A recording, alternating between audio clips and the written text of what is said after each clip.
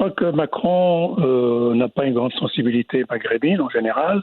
Et puis dès qu'il est arrivé au pouvoir, il s'est intéressé principalement à l'Algérie, pensant pouvoir régler et assainir la situation entre les deux pays.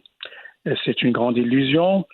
On en avait parlé, lui et moi, un jour, et j'ai essayé de lui expliquer ce que c'est que le Maroc, mais il n'était pas, je sentais que ça n'intéressait pas tellement. Il connaît le Maroc, il est venu en touriste, enfin, il est venu plusieurs fois, je l'ai connu moi au Maroc, mais il n'a pas cette fibre des relations franco-marocaines qui ont toujours été excellentes, de grand niveau. Et là, j'ai l'impression que c'est un niveau qui n'est pas à la hauteur de ce que les Marocains attendaient. Et je suis très déçu par la manière dont le Maroc est traité diplomatiquement et politiquement par l'équipe Macron. Est-ce que vous pensez que la trop grande place accordée par la France à l'Algérie pourrait être à l'origine de cette crispation ? C'est pas une crispation, c'est une déception.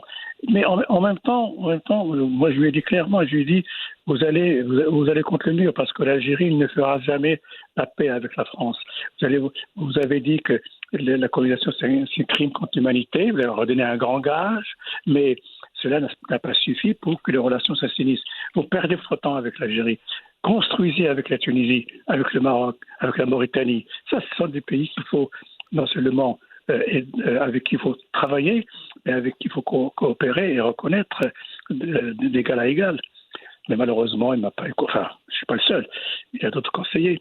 Mais comme nous le connaissions avant qu'il soit président, je pensais qu'il allait m'écouter. Mais il écoute très peu. Par ailleurs, Tahar Ben Jelloun, est-ce que le fait que la diplomatie marocaine ait multiplié ses partenariats et ne fait plus de la France la priorité, l'alpha et l'oméga de ses relations internationales, est-ce que vous pensez que ça peut être un élément explicatif de cette distance qui est entre les deux capitales, Rabat et Paris ? Oui, de toute façon, le Maroc a eu tout à fait raison de multiplier ses relations et de les améliorer avec d'autres pays. Et puis, il faut dire une chose, c'est que la France ne fait pas ce qu'il faut faire pour que ses relations économiques et culturelles restent au niveau où elles étaient dès le départ. C'est-à-dire qu'il y a eu un désintérêt. Et le Maroc a eu tout à fait raison de diversifier ses relations. Tout à fait raison. Et d'ailleurs, j'ai été étonné de voir de plus en plus de familles aisées, il faut dire, envoient leurs enfants dans leurs études aux États-Unis, en Angleterre ou au Canada. Et la France est en train de reculer dans ce domaine. Et puis, il y a eu l'histoire des visas, qui était vraiment une insulte pour la dignité marocaine.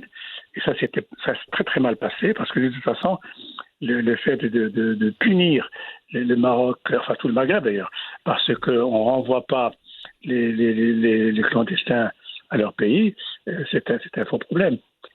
On ne fait pas ça avec un pays ami. On ne fait pas de la punition, on n'est pas à l'école.